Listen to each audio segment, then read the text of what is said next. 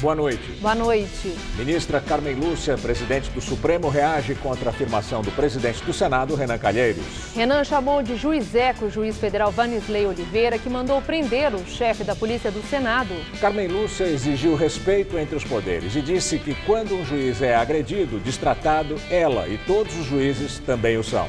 Temer tenta reunir no Planalto amanhã Carmen Lúcia, Renan e o presidente da Câmara, Rodrigo Maia, mas a ministra deve recusar. Marcelo Odebrecht e dezenas de executivos da empreiteira acertam delação premiada na Operação Lava Jato. Carlos Alberto Torres, capitão da seleção tricampeã do mundo, morre de infarto aos 72 anos.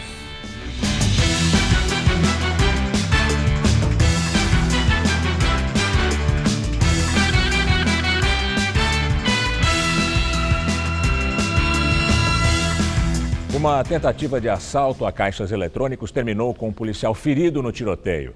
A ação dos assaltantes no bairro da Água Branca, na zona oeste de São Paulo, foi registrada pelas câmeras do banco.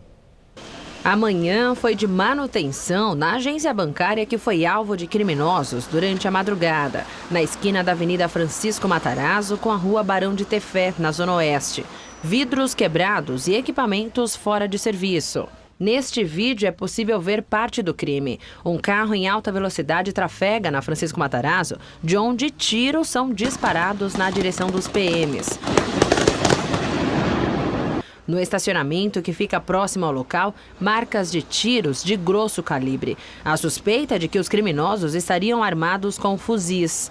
Carro não, só pegou o muro do estacionamento. Prejuízo para o salão de beleza, onde a vitrine foi completamente quebrada. Na fachada do condomínio residencial, a marca do tiro. A bala desviou e atingiu o vidro da entrada do prédio. Os moradores acordaram assustados. Quando é tiro, parece que é uma eternidade. Quando deu pra gente olhar pela janela, muita polícia, muito carro de polícia, muita polícia mesmo. O caso está sob responsabilidade da investigação do DEIC. Para a polícia, ao menos 2 veículos e até 10 criminosos podem ter participado da ação.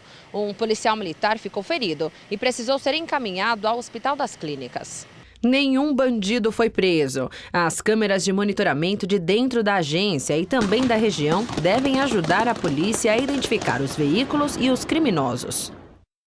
Muitas crianças com pais dependentes químicos acabam morando em abrigos. Só a Vara da Infância Central, em São Paulo, recebe por mês cerca de 6 bebês que são abandonados pela família. Muitos são filhos de usuários de drogas que vivem na Cracolândia, no centro da capital. Mas essa dura realidade pode ter um final diferente, por meio da adoção.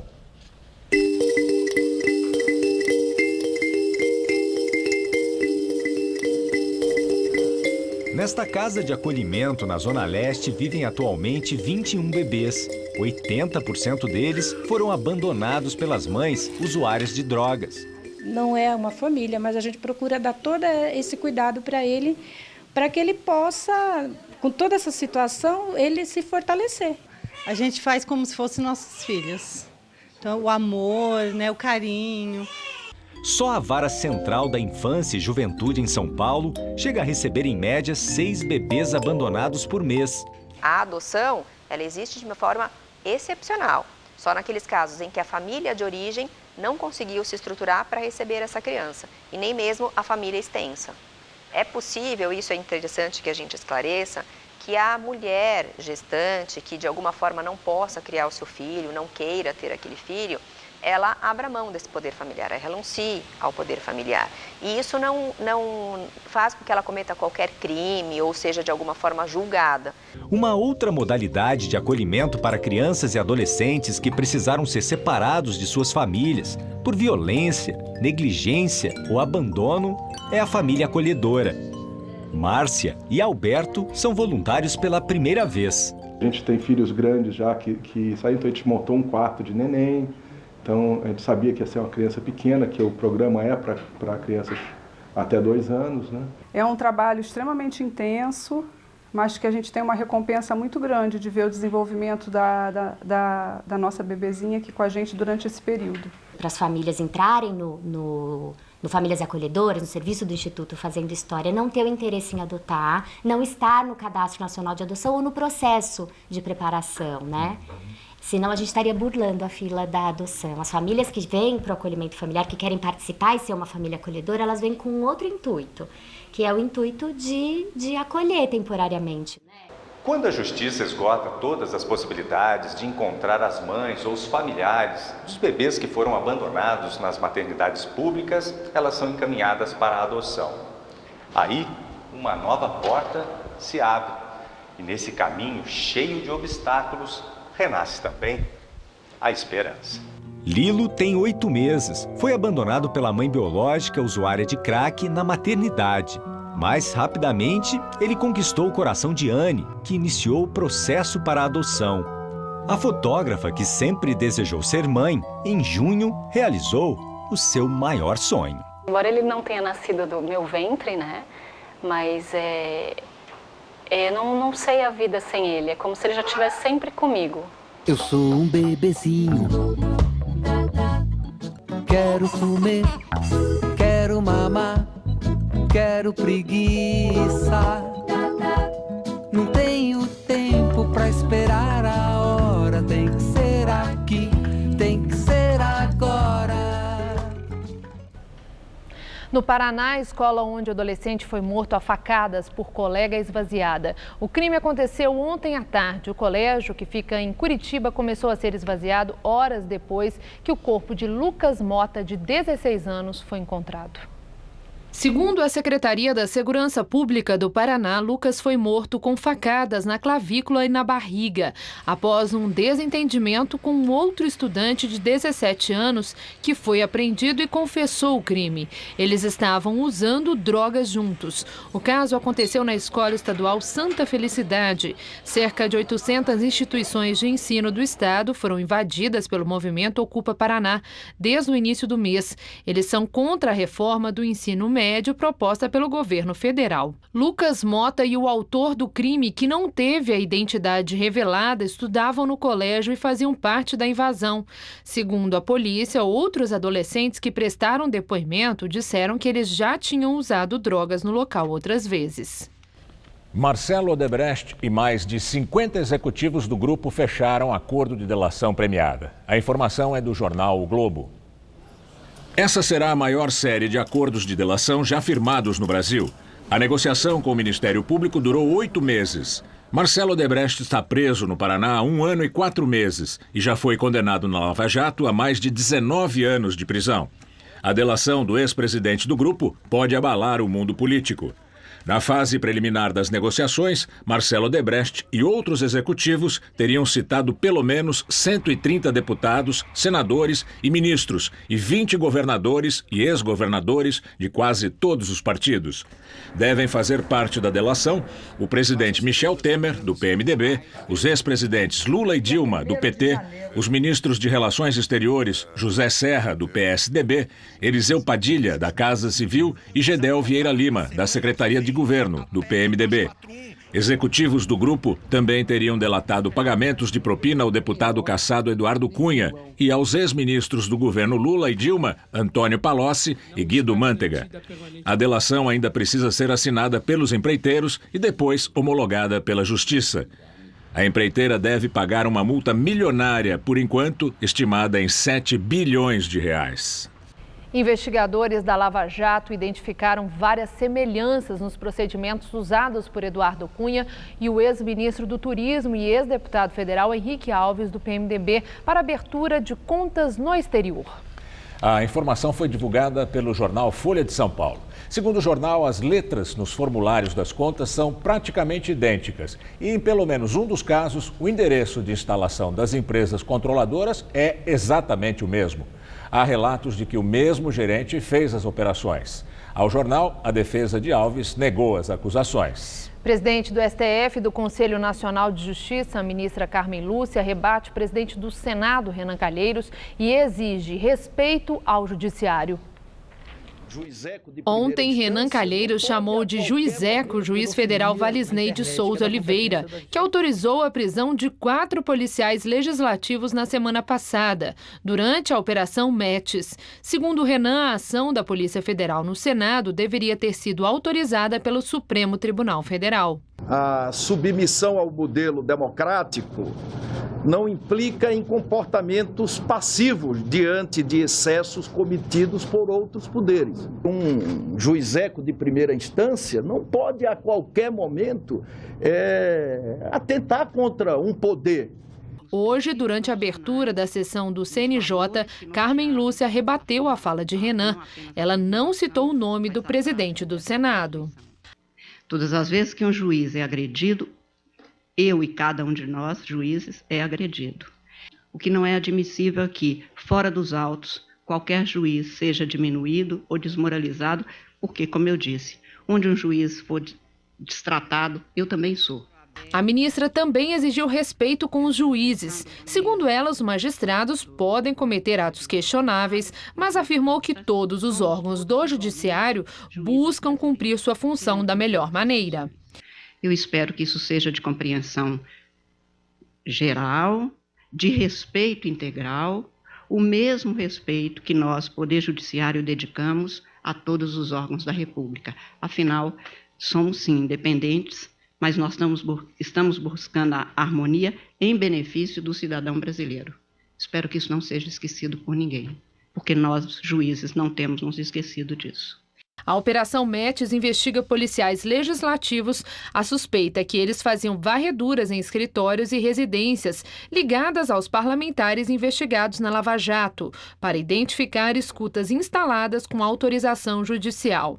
Entre os beneficiados estariam os senadores Fernando Collor, do PTC, Gleisi Hoffmann, do PT, o suplente do senador Edson Lobão, filho, do PMDB, e o ex-senador e ex-presidente José Sarney, também do PMDB.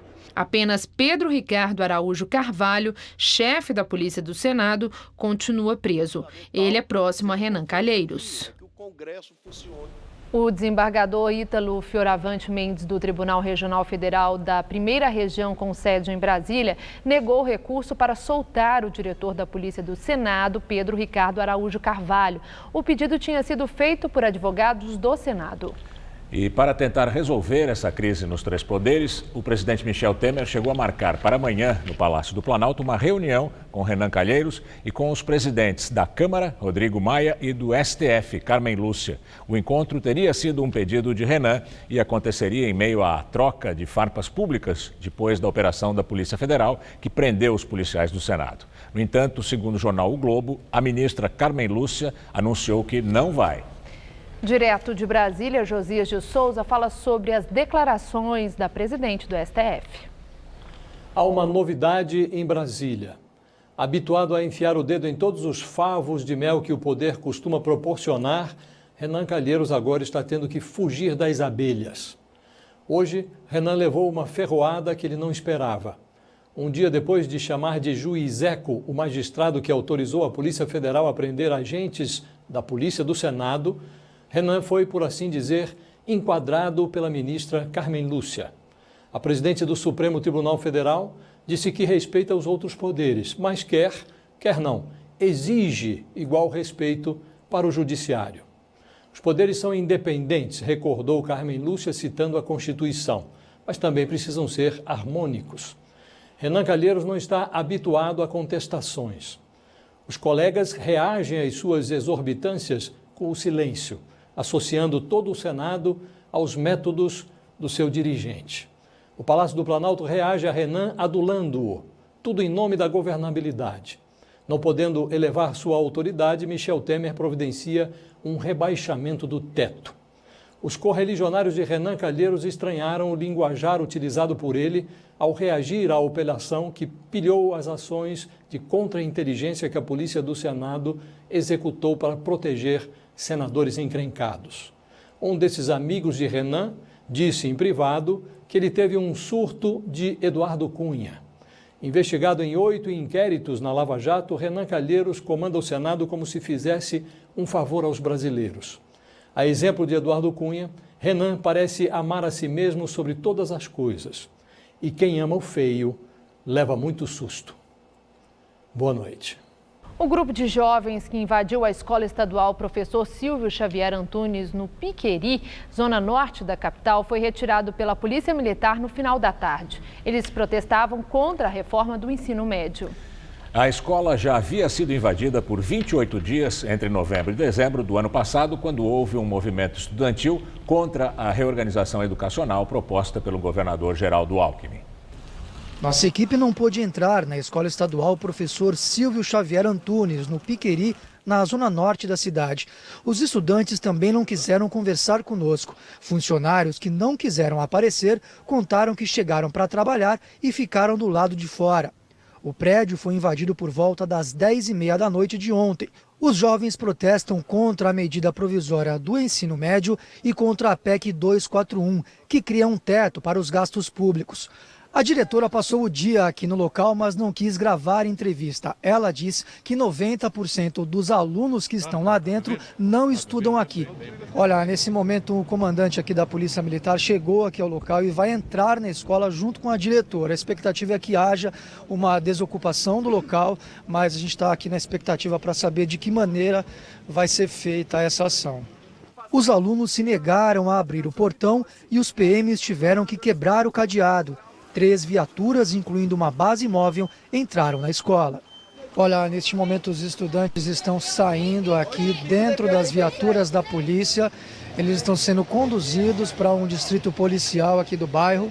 De acordo com a Secretaria da Educação, o grupo era formado por 10 pessoas.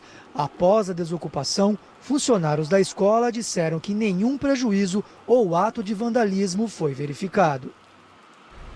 Ainda na primavera, várias regiões de São Paulo voltam a sofrer com alagamentos. Segundo o levantamento da Prefeitura, a situação é muito frequente em pelo menos 287 pontos da capital.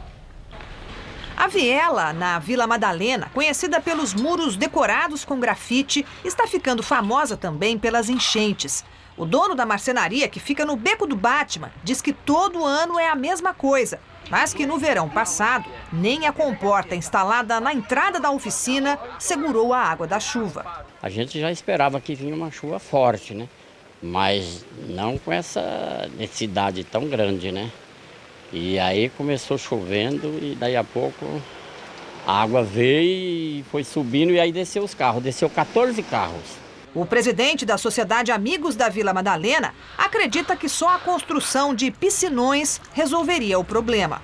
Lá atrás já houve mortes, né, por afogamento. Então é preocupante. Então precisa ter, os piscinões precisam ser feitos, né, as pessoas precisam se conscientizar. Ainda na Zona Oeste, o túnel para pedestres que passa por baixo da linha do trem na Lapa é considerado perigoso em época de chuva. A chamada Toca da Onça foi reformada em março. Mas o velho problema continua. Quando chove demais, a gente já evita passar por aqui justamente por causa disso mesmo, que a correnteza aqui é muito forte. Na semana passada, a água subiu de repente e pegou de surpresa quem passava pelo túnel. Esta mulher teve de ser puxada por uma corda. Este vídeo mostra o momento em que uma outra mulher é arrastada pela correnteza. Pessoas que passavam conseguiram resgatá-la. A prefeitura contou 287 pontos que alagam com frequência no verão. Em pelo menos 40, que são os mais movimentados, a administração diz que limpou bueiros e fez pequenas obras de drenagem. Para a próxima temporada de chuvas, a prefeitura está elaborando um plano de prevenção de enchentes em conjunto com a equipe da futura gestão, que assume em janeiro. As duas equipes têm se reunido para traçar estratégias e garantir que o trabalho já começado possa continuar sem interrupções no ano que vem. Como já estava previsto, a temperatura caiu e ficou bem mais amena essa tarde. Os termômetros não passaram dos 22 graus.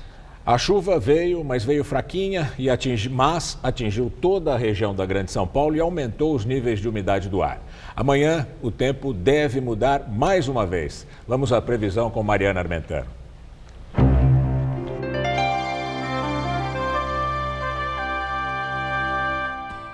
Quem estiver no centro-sul do país não deve esquecer o guarda-chuva em casa, porque a previsão é de temporais amanhã. Isso porque áreas de instabilidade associadas a um sistema de baixa pressão se espalham principalmente pelo sul do país e pelo estado do Mato Grosso do Sul, provocando chuvas fortes a qualquer hora do dia. O tempo só vai continuar firme e seco entre o norte de Minas, Espírito Santo, até o Nordeste e também ali entre o Pará e o Amapá. Vamos ver aqui a nossa tabela de temperaturas para essa quarta-feira? Em Porto Alegre, embora chova já pela manhã, a sensação ainda de tempo abafado, máxima de 28 graus. Já em Vitória, no Espírito Santo, pouca chance de chuva e máxima de até 30 graus. Faz mais calor ainda em Cuiabá. O dia por lá começa com 25 graus e faz até 37 durante a tarde. E em Chapecó, lá no oeste catarinense, a máxima vai ficar em torno dos 24 graus e deve chover bastante. Para São Paulo, a previsão é de um dia ensolarado em quase todas as áreas, com temperaturas em rápida elevação. Só no oeste paulista é que pode chover já pela manhã e as pancadas podem vir fortes em alguns momentos. Nas outras regiões paulistas, chove mais a partir da tarde e não dá para descartar o risco de temporais, viu? A máxima chega a bater na casa dos 34 graus em Ribeirão Preto e também em São José do Rio Preto. No litoral, vai fazer até 29 graus em Caraguatatuba e também em Santos. Para a capital, o sol aparece logo pela manhã, esquenta e a tarde será marcada por tempo abafado e chuvas. Nessa madrugada, teremos mínima de 19 e máxima tarde de 26 graus. Na quinta, a temperatura cai um pouco, mas ainda fica quente, com mínima de 18 e máxima de 29 graus. Deve chover já pela manhã por causa do avanço de uma nova frente fria. E aí, na sexta-feira, o tempo muda novamente. Quem passa a atuar é uma massa de ar polar que traz de volta o friozinho. E fique atento porque a temperatura vai cair ao longo da tarde.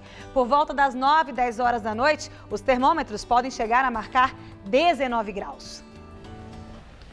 A Câmara Municipal de São Paulo inaugurou um monumento em homenagem ao jornalista Vladimir Herzog, assassinado exatamente há 41 anos no DOI-CODE, durante a ditadura. A cerimônia foi na praça que também leva o nome do jornalista e fica ao lado do Palácio Anchieta, sede da Câmara Municipal de São Paulo. A escultura é uma reprodução da obra Vlado Vitorioso, do artista plástico Elifas Andreato, para um prêmio especial da ONU em 2008, em comemoração aos 60 anos da Declaração Universal dos Direitos Humanos. Com 2,20 metros de altura, a estátua tem 200 quilos de bronze. O custo foi de R$ 41 mil, pagos pela Câmara Municipal. Dívida pública brasileira ultrapassa pela primeira vez na história a marca de 3 trilhões de reais. O relatório divulgado hoje pelo Tesouro Nacional mostra que o resultado subiu mais de 3% em setembro, na comparação com agosto. A dívida pública federal inclui a dívida interna e externa. Desde as 11h30 da manhã, a Câmara dos Deputados está reunida para votar em segundo turno a PEC do teto dos gastos. Inicialmente marcada para as 9, a sessão para discussão da PEC só começou 2h30 mais tarde, por falta de quórum. A PEC 241 define um limite para os gastos do governo federal, que durante 20 anos só vão ser corrigidos pela inflação do ano anterior. Se aprovada em 2016, a medida deve valer até 2036. Qualquer mudança só poderá ser feita a partir do 10º ano.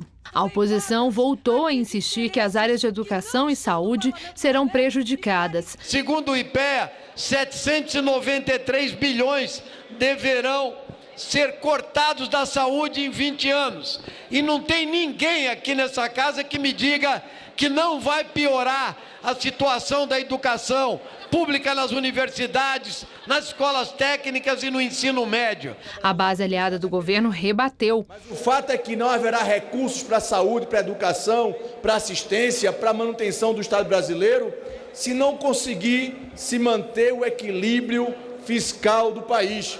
Esta é a grande realidade. Portanto, é preciso aqui afirmar de maneira veemente, de maneira muito consistente, de que aprovar a PEC é a saída para que esse país possa voltar a crescer. Estudantes que se posicionam contra a PEC estiveram presentes. No fim da tarde, o presidente da Câmara, Rodrigo Maia, do DEM, suspendeu a sessão por alguns minutos para pedir que eles fossem retirados por fazerem barulho. Foi a última vez que eu deixei a galeria aberta, a sessão está suspensa e eu peço que a segurança retire os manifestantes que estão na galeria. No último dia 11, a PEC foi aprovada em primeiro turno por 366 a 111 votos. E como na primeira votação, Temer exonerou ministros que têm cargo de deputados federais para conseguir mais votos, novamente a proposta precisa de ao menos 308 votos favoráveis dos 513 parlamentares. Se aprovada, segue para a votação no Senado.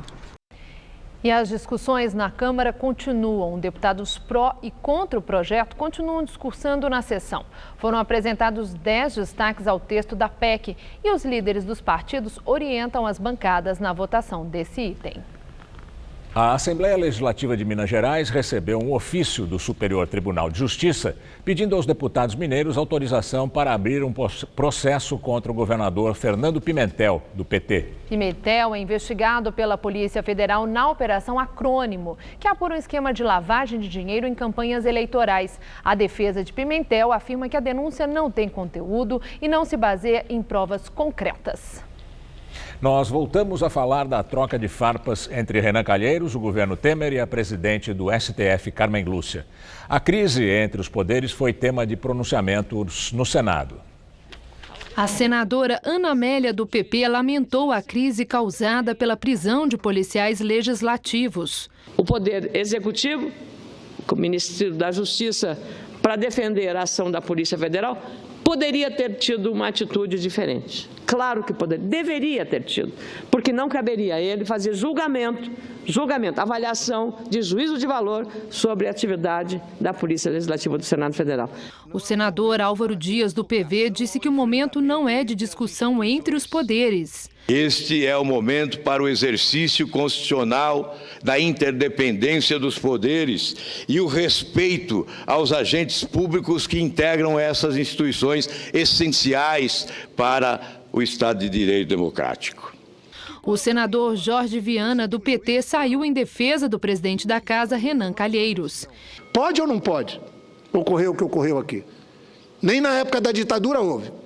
Estamos vivendo normalidade democrática ou uma ruptura entre as instituições da República. Em visita ao Congresso, o ministro da Casa Civil, Eliseu Padilha, também defendeu Renan. Segundo ele, a operação da Polícia Federal deveria ter passado pelo STF. No meio jurídico, a reação também foi imediata. A Associação dos Juízes Federais do Brasil disse que a declaração de Renan é típica de quem pensa estar acima da lei e que tal atitude só leva à certeza que merece reforma a figura do foro privilegiado, assim como a rejeição completa do projeto de lei que trata do abuso de autoridade, que deve tramitar no Congresso Nacional. O projeto é defendido por Renan.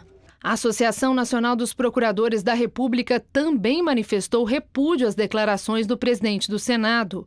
Em nota, o órgão disse que as declarações de Renan são mais graves, por se tratar de um presidente do Senado, de quem se deveria sempre esperar a defesa da democracia e da ordem jurídica, e não menosprezo aos demais poderes ou defesa de privilégios, até territoriais, absolutamente descabidos. No fim da tarde, Renan afirmou ao jornal Folha de São Paulo que a ministra Carmen Lúcia cumpre seu papel de defender o Poder Judiciário, mas ressalvou que faltou a ela, como presidente do STF, uma condenação da usurpação de competência por um juiz de primeira instância. Renan Calheiros é alvo de 11 inquéritos no Supremo, 8 dos quais relacionados à Operação Lava Jato. E agora vamos ao comentário de política com José Neumann e Pinto. A presidente do Supremo Tribunal Federal, a ministra Carmen Lúcia, deu uma demonstração da coerência do seu nome com a sua atitude. Deu um banho de lucidez nessa tergiversação do senhor Renan Calheiros. O senhor Renan Calheiros, Calheiros é um clã do sertão de Alagoas, uma cidade chamada Murici, em que havia uma guerra de pistoleiros calheiros e de pistoleiros ligados ao feroz Cabo Omena, da Polícia Militar de Alagoas. E o senhor Renan Calheiros se comporta na presidência do Senado como se ainda fosse um chefe de cangaço, nem cangaço, um chefe de jagunços. Afinal de contas, o que ele precisa explicar? Primeiro, ele precisa ouvir a Carmen Lúcia e calar. calar e ouvir o seguinte: a democracia, o Estado Democrático de Direito, não é apenas a independência, mas também a harmonia entre os poderes. E depois, as pessoas que, como eu, por exemplo, aprenderam a ser educadas com a mãe, a ministra Carmen Lúcia também o foi, não admitem esse tipo de tratamento a um juiz, juizeco, só se ele quis dizer que é um juiz que é o eco da voz do povo. Chamar o ministro da Justiça de chefete de polícia, não, ele chamou o presidente da República de frouxo, porque se realmente o ministro da Justiça for um chefete de polícia, o presidente tem que demiti-lo. Se não for, o presidente tem que cobrar uma explicação do presidente do Senado de estar xingando, insultando o ministro que ocupa o ministério mais antigo. O senhor Renan, ele tem que explicar em que artigo da Constituição existe a Polícia Judicial. A Polícia Judicial é como a Guarda Municipal de São Paulo, uma polícia para proteger patrimônio. Não é uma versão brasileira parlamentar da CIA. Fazer trabalho de contra-espionagem não é a função constitucional, que, aliás, eu nem sei se existe, nem existe no regimento do Senado, nem existe na lei, nada que autorize esse despautério do presidente do Senado. Ainda bem que a Carmen Lúcia não aceitou participar desse vexame proposto pelo tema para reunir os poderes para congraçá-los. Nós estamos precisando de explicações do Renan sobre a polícia e de uma campanha nacional nas ruas pelo fim do foro privilegiado que ele quer transferir dos senadores para os seus guarda-costas, da mesma forma que a dona Gleisi queria transferir para o seu leito conjugal. Bom, eu volto quinta-feira, direto ao assunto, em pé. A França começou a demolir o campo de imigrantes em Calais, chamado pelos franceses de A Selva. O acampamento, conhecido como A Selva, fica perto do Eurotúnel, a ligação entre a França e a Inglaterra. Ali chegaram a viver 8.000 imigrantes, principalmente africanos. A operação de retirada começou ontem. Quase 2.000 pessoas foram transferidas para centros em várias partes da França. Mas 4.000 ainda estão no acampamento. Muitos resistem porque querem tentar ir clandestinamente para a Grã-Bretanha. Assistentes sociais distribuem panfletos na tentativa de convencer os imigrantes a sair do campo. As autoridades francesas e britânicas ainda não decidiram o destino de 1.300 menores que chegaram à Europa desacompanhados. Pelo menos 500 dizem que têm parentes na Inglaterra. Já passa de 60 o número de mortos no ataque a uma academia de polícia no Paquistão. O Estado Islâmico e os talibãs paquistaneses assumiram a autoria do atentado. Quase 700 alunos estavam na academia de cadetes da polícia na cidade de Quetta quando os homens mascarados invadiram as instalações e percorreram os alojamentos atirando. O terror durou 5 horas. As autoridades locais disseram que 2 terroristas se explodiram e o terceiro foi morto a tiros pelos guardas. O Estado Islâmico publicou que 3 combatentes usaram metralhadoras e granadas e depois detonaram os coletes explosivos. O exército paquistanês atribuiu o ataque a um grupo ligado aos talibãs. A Assembleia Nacional Venezuelana, controlada pela oposição, aprovou o julgamento político do presidente Nicolás Maduro. Mas essa ação deve ser vetada pelo judiciário, que é controlado pelo chavismo. O exército reafirmou lealdade a Maduro. A oposição negou a possibilidade de qualquer diálogo com o governo. O ex-candidato presidencial Henrique Capriles disse que é impossível que haja um processo de diálogo enquanto não se restituir a ordem constitucional. O Partido Vontade Popular, fundado pelo opositor detido Leopoldo Lopes, também negou o diálogo. Ontem, no encontro entre representantes do governo e da oposição, o emissário do Papa Francisco, Emil Polcherik, anunciou o começo do diálogo nacional, com o objetivo de estabelecer as condições para convocar uma reunião plenária na Ilha Margarita, no dia 30 de outubro. E agora vamos ao comentário de política internacional com João Batista Natali. Como vocês viram, o Vaticano anunciou que vai estimular o diálogo entre o governo e a oposição da Venezuela. Mas a questão é saber sobre o que é que se vai dialogar. Nicolás Maduro, que preside um regime moribundo, quer que a oposição ajude a tirar a economia do buraco. Mas a oposição quer muito mais. Ela quer a volta da democracia e sabe que isso é impossível sem o fim do regime bolivariano. O Papa Francisco não foi o primeiro que teve a ideia de dialogar. Aliás, o Vaticano já está na parada desde julho. A diferença é que agora ele entrou com um personagem de peso político muito maior, que é o Núncio Apostólico em Buenos Aires. O grupo de negociação, que até agora não conseguiu nenhuma concessão da ditadura venezuelana, é formado pelos ex-presidentes da República Dominicana e do Panamá, e ainda do ex-primeiro-ministro da Espanha, José Luis Zapatero. Com o Papa ou sem o Papa, a Venezuela só vai superar a crise profunda em que está se Nicolás Maduro for afastado do poder. Mas a Constituição já prevê esse caminho. É o referendo revogatório, que Maduro e seus comparsas fazem de tudo para evitar. Maduro não quer aplicar a Constituição escrita sob medida pelo padrinho dele, o finado Hugo Chávez. Quem sabe seja preciso uma negociação associada a uma forte pressão internacional. É nisso que vem pensando o presidente do Peru, Pedro Pablo Kuczynski, que tem o apoio muito discreto dos Estados Unidos e até do Equador, onde o autoritário Rafael Correa já foi simpatizante do regime da Venezuela. E, por fim, tudo indica que a única coisa que não daria certo seria expulsar a Venezuela do Mercosul. É a solução que vem sendo pensada pela Argentina, pelo Paraguai e pelo Brasil. Se o Mercosul der um pé no traseiro de Nicolás Maduro, ele vai montar um circo com os apoiadores e vai querer se passar por vítima. Mas não podemos nos esquecer que a grande vítima dessa história são os próprios venezuelanos. É assim que o mundo gira. Boa noite. 4 pessoas morreram num acidente num parque temático na cidade de Kumera, na costa da Austrália. O acidente aconteceu num brinquedo que simula uma descida de rio com correnteza. Um mau funcionamento atirou 2 pessoas para fora de um barco e prendeu outras 2 dentro do brinquedo.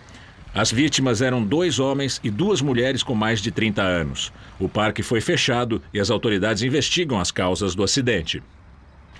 Um grupo de manifestantes faz um ato neste momento aqui na Avenida Paulista contra a PEC 241, que limita os gastos do governo. São cerca de 100 manifestantes que protestam contra o texto que está sendo discutido na Câmara neste momento. O grupo fecha o sentido da Avenida Paulista no sentido Consolação da Avenida. Em Brasília, o prefeito eleito de São Paulo, João Dória, do PSDB, se reúne com o presidente Michel Temer e pede a liberação de 400 milhões de reais do PAC e ajuda para manter a tarifa de ônibus congelada.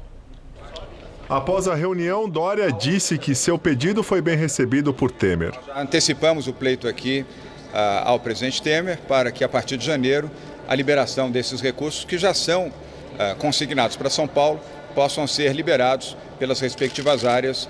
Houve, eu diria, um assentimento, houve uma posição bastante favorável do presidente Temer. Ele falará com os ministros das respectivas áreas nesse sentido. Dória também conversou com Temer sobre os custos para congelar a tarifa de ônibus durante o ano que vem. Segundo ele, sem um reajuste inflacionário, haveria um impacto entre 500 e 550 milhões de reais para a prefeitura. Temer disse ao prefeito eleito que vai estudar o assunto. Dória anunciou que foi selada uma aliança política entre seu partido, o PSDB, e o partido de Temer, o PMDB. Ele confirmou o convite ao ex-vice-presidente da Rede Globo, José Bonifácio de Oliveira Sobrinho, o Boni, para ser secretário de Cultura. Uma das figuras mais proeminentes do mundo da comunicação e também das artes, é um entusiasta das artes. O ânimo do PSDB com o resultado das eleições municipais em tempos de ameaças de delações premiadas, na entrevista do dia com Maria Lídia Flandoli. Eu entrevisto o deputado estadual Vaz de Lima, que está no 5º mandato e que já foi presidente da Assembleia Legislativa de São Paulo e já foi também deputado federal. Muito obrigada por estar conosco, deputado. Boa noite. O senhor acha que Dória tem chance de conseguir esse dinheiro, que não é pouco, para dar uma força aqui em São Paulo? Olha, eu penso que o resultado das urnas deva ser levado em conta, né? O Dória cumpriu um papel importante na eleição. São Paulo precisa ser atendido. E eu acredito que, por mais difícil que seja, o governo tem que levar em conta, sim, a necessidade de uma cidade como São Paulo. Acho que ele fez um pleito legítimo e imagino que o presidente Temer e a equipe econômica têm que levar isso em conta. Bom, que é legítimo, não há a menor dúvida, e papel, né, do prefeito eleito tentar para a cidade que ele vai administrar condições adequadas. O que resta saber é se o governo federal vai ter condições. Né? Não, até porque me parece que esse é um dinheiro que já está comprometido e prometido para a cidade de São Paulo. Não é nem conceder, é não liberar. Não é conceder, é liberar. É liberar. Bom, deputado, os ânimos andam exaltados com as ações da Lava Jato. Já estavam exaltados com aquelas habituais acusações dos envolvidos, dos advogados deles, acusando o juiz Moro, Ministério Público, Polícia Federal de excessos, etc. Agora, quem parece que perdeu as estribeiras e a compostura foi o presidente do Senado, que é investigado na Lava Jato, Renan Calheiros, quando chamou de juizeco o juiz lá do Distrito Federal que autorizou a prisão daqueles policiais legislativos que fizeram escuta em casa de senadores, etc.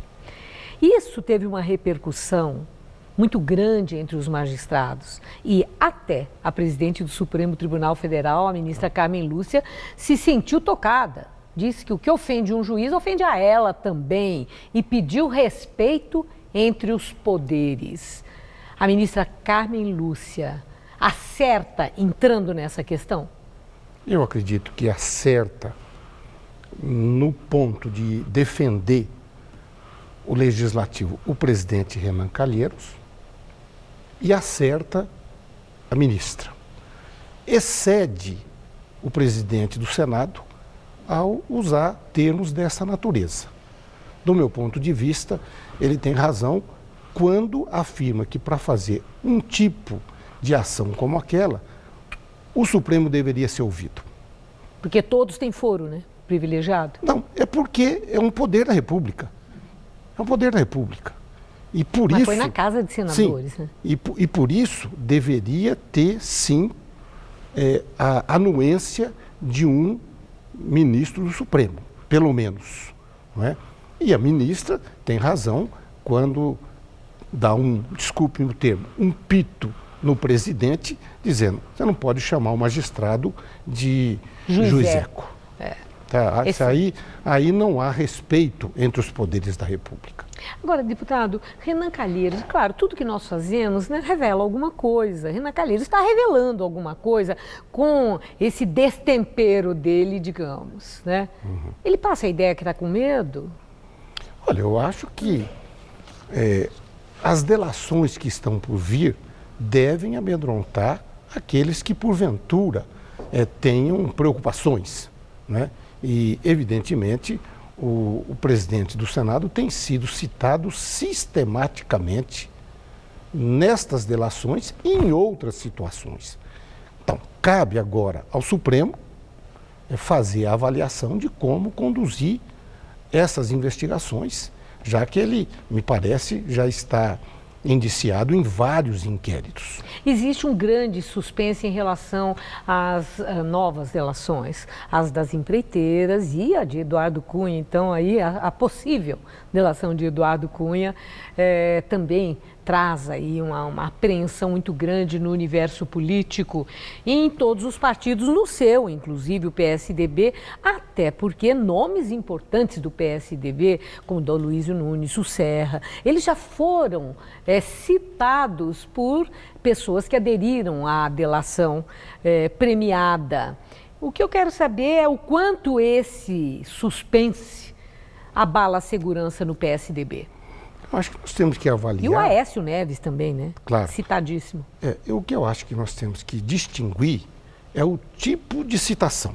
Quer dizer, você não pode confundir uma ajuda de campanha, que era uma prática normal até então, né? Ainda que em nome de Caixa 2, com delações que têm sido feitas citando nomes que se locupletam da sua atividade pública em benefício pessoal, em benefício de grupos. Acho que isso precisa ficar muito claro. Quer Quer dizer, o PSDB não tem nenhuma dificuldade em enfrentar essa discussão, não é, a partir desta ótica. Não é? A citação pura e simples de um membro do nosso partido, por quem quer que mais seja, de um, né?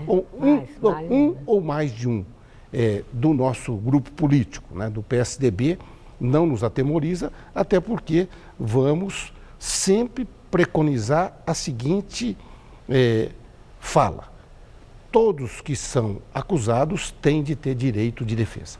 Bom, agora não é só de denúncia, de delação que vive, né, o país. Claro, claro.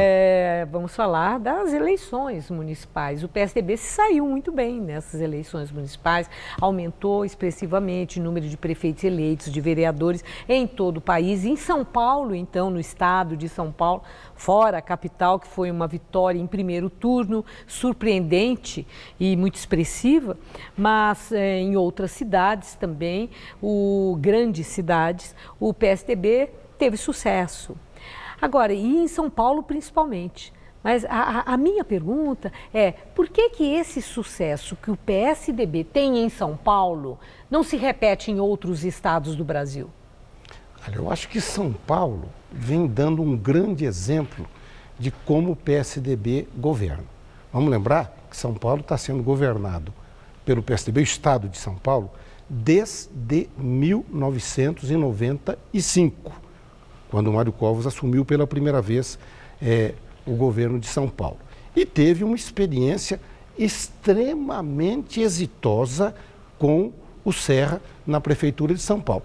Tão exitosa que o levou a ser candidato a governador de São Paulo. 1 mês e 3 meses depois, ele precisou deixar a prefeitura e se elegeu no primeiro turno. E o governador Geraldo Alckmin acabou por se eleger também no primeiro turno, como o Dória. Eu acho que isso, para São Paulo, faz parte de experiências bem-sucedidas de administração. E vejo que talvez a gente não tenha conseguido fazer este arranjo político em outros estados, em outras prefeituras. Última pergunta rapidamente. Desses nomes que eu vou mencionar, quem o senhor entende que tem estilo pessoal e força política para comandar o PSDB, que vai trocar a presidência na direção no estado de São Paulo? Bruno Covas, Floriano Pêssaro, Vanderlei Macris ou o senador José Aníbal, que foram os primeiros indicados que apareceram aí? Acho que Floriano Pêssaro seria um bom nome. Muito bem, muito obrigada. Uma boa noite, deputado. Gamberini. Você vai ver a seguir. Morreu Carlos Alberto Torres, o capitão da seleção brasileira tricampeã em 70. A morte do ex-lateral direito, considerado um dos maiores jogadores da história do futebol, repercutiu no mundo. Receitas digitais Bradesco, com Bela Gil. Oi! Se para você já é natural fazer tudo pela internet, computador, celular, o Bradesco tem uma receita incrível para você. Atendimento à moda digital, tudo online. Você pode falar com seu gerente em horário estendido, tirar dúvidas com consultores de investimentos, sem precisar sair de casa. Tudo à moda digital. Experimente! Bradesco, digital ao seu gosto.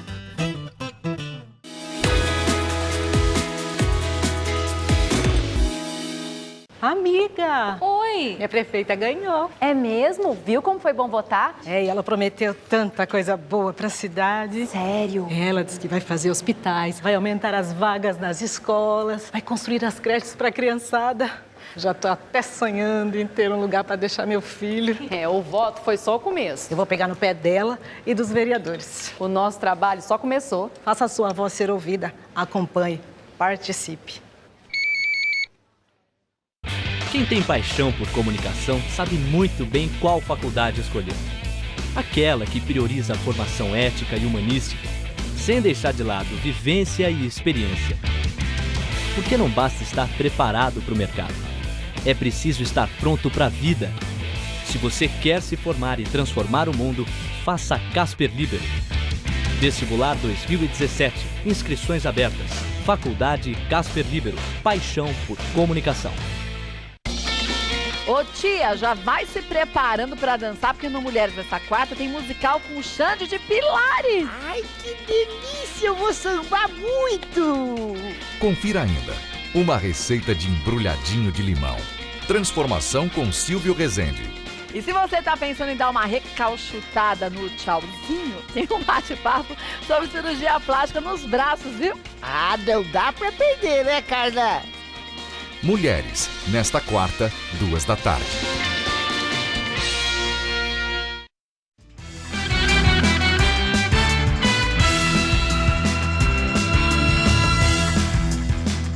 Dados da Secretaria Estadual da Segurança de São Paulo mostram que praticamente todos os crimes contra o patrimônio tiveram alta no mês de setembro. Na cidade de São Paulo, o número de roubos subiu 12,3%. Os casos de homicídio tiveram redução de 12,82%. O total diminuiu de 78 para 68 casos. E segundo a Secretaria, esse é o menor número de toda a série histórica, que começou em 2001. Mas os casos de latrocínio, que são casos de roubo seguidos de morte, subiram. Passaram de 9 em setembro do ano passado para 16 casos neste ano. E agora vamos às notícias do esporte, com Estela Gontijo e Celso Cardoso. Gamberini, um dia muito triste para o futebol brasileiro e mundial. Morreu Carlos Alberto Torres, o capitão da incrível seleção brasileira, campeã de 70, que encantou o mundo. Pois é, Estela, Carlos Alberto é um dos nomes mais respeitados do futebol brasileiro. Pela qualidade de jogo dentro de campo, pela força ofensiva, embora jogador de defesa, e principalmente pela liderança. A morte por causa de um infarto fulminante repercutiu no Brasil e no mundo. Um nocaute na Itália. Assim pode ser definido o gol de Carlos Alberto Torres, que selou a goleada por 4-1 diante da Azurra na final da Copa de 1970 no México. Um presente para aquele que minutos mais tarde levantaria a Gilles Rimet pela última vez antes de ela vir em definitivo para o Brasil.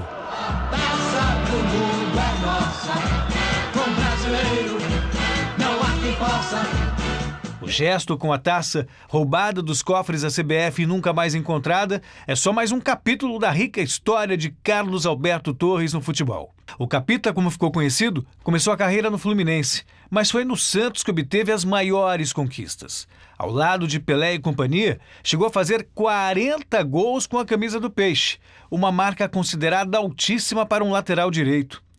Jogou ainda no Botafogo e no Flamengo, antes de ir para os Estados Unidos, onde novamente trabalhou ao lado do rei. E usando as cores do Cosmos, ajudou a difundir o futebol na terra do Tio Sam. Voltou ao Brasil para ser treinador no começo da década de 1980 e logo encarou o desafio de comandar o Flamengo, onde foi campeão brasileiro de 1983. No Rio de Janeiro, teve passagens no comando técnico do Botafogo e do Fluminense. Em São Paulo, assumiu o Corinthians 2 vezes, mas também comandou o Atlético Mineiro e o Paysandu. Na página do Santos, na internet, o Clube da Baixada lamentou a morte de Carlos Alberto Torres. O Botafogo utilizou o Twitter para agradecer aos trabalhos prestados pelo Capita. O Cosmos de Nova York fez o mesmo. O Fluminense também se despediu da cria tricolor, assim como o Flamengo relembrou o técnico da conquista do clube no Brasileiro de 1983. A CBF também utilizou o site oficial para dar adeus ao eterno capitão. E até a FIFA escreveu em inglês que ele nasceu para ser um líder. Vítima de um infarto fulminante, Carlos Alberto Torres morreu nesta terça-feira, aos 72 anos. Muito triste, mas também um dia de se relembrar as conquistas, né? Carlos Alberto Torres, que fez um dos gols mais bonitos, nada menos do que da história das Copas. Para a FIFA é até o gol mais bonito, superando o gol do Maradona de 86. Eu tive até a honra de regravar esse gol para o Museu da Língua Portuguesa, como se tivesse acontecido nos tempos atuais, né? Então o Clodoaldo ele se livra de 4 jogadores com muita categoria e aí ele faz o toque para o Rivelino, que lá na frente encontra o Jairzinho, aí o Rivelino, aí ele toca para o Jairzinho, que se livra da marcação, aí tem o Pelé, simplesmente Pelé no meio do caminho. O Pelé só dá uma olhadinha de lado para a chegada do Carlos Alberto Torres para marcar o 4º gol brasileiro, o gol que garantiu o título no México, Copa do México, o 3º título da seleção brasileira. Enfim, uma seleção que encantou o mundo, né? Por Isso 3-1. mostra a raça daquele time de 70, Sim, sem dúvida, né? E a qualidade, né? Agora vamos falar então de Campeonato Brasileiro. O América Mineiro venceu o Atlético Paranaense e deixou a última colocação. Apesar da vitória, são pouquíssimas as chances de permanência na elite do futebol brasileiro. O time mineiro segue na zona do rebaixamento. Mas o resultado foi muito comemorado pelo Corinthians, que se manteve na zona de classificação para a Libertadores América. O América Mineiro venceu o Atlético Paranaense com esse gol de Éder Lima, 1-0. Mesmo com o resultado, o time mineiro permanece na zona de rebaixamento, mas tira o Furacão da zona de classificação da Libertadores, dando lugar ao Corinthians. E a briga entre torcedores e polícia militar no Maracanã no último domingo continua a ter desdobramentos. Celso. A Justiça Desportiva já anunciou a punição à torcida organizada do Corinthians por causa das cenas lamentáveis que assistimos no último final de semana. O Superior Tribunal de Justiça Desportiva decretou na noite de segunda-feira que as torcidas organizadas do Corinthians sejam proibidas de irem aos estádios até o final do Campeonato Brasileiro, em virtude da briga de domingo. O STJD também decidiu fechar o setor norte de torcidas organizadas no estádio do Corinthians até que a comissão disciplinar do próprio clube defina uma punição para as organizadas. Nos jogos fora de casa, o Corinthians perderá o direito de venda de ingresso e jogará com torcida única do adversário, segundo a sentença judicial. Enquanto isso, no Rio, os 31 corintianos brigões tiveram a prisão preventiva decretada e continuam detidos e participando de audiências de custódia. Punição mais que justa, né? Tem que seguir sempre assim. Claro. Antes anunciavam um termo circunstanciado e voltavam como se tivessem ganho um troféu brigando com a polícia, brigando com outros torcedores. Está na hora dessa realidade mudar. Agora, o STJD beira o ridículo. Ok, puniu a torcida do Corinthians não vai poder ter acesso à torcida organizada, só que eles acabam deixando sem opção de compra de ingresso o local onde ficam os torcedores organizados. Quer dizer, eles punem o local, não os torcedores. Tem é que impedir esses torcedores de ir ao estádio. Não, impedir que vendam ingressos naquele setor. Ingressos, com certeza. Até porque eles compram em outros setores e vão assistir ao jogo numa boa. Muito obrigada, Celso. Boa noite. E o Jornal da Gazeta fica por aqui. A edição de hoje pode ser vista no site do Jornal da Gazeta. Outras notícias na edição das 10. Boa noite. Nós voltaremos amanhã às 19 horas. Uma excelente noite para você. Até lá.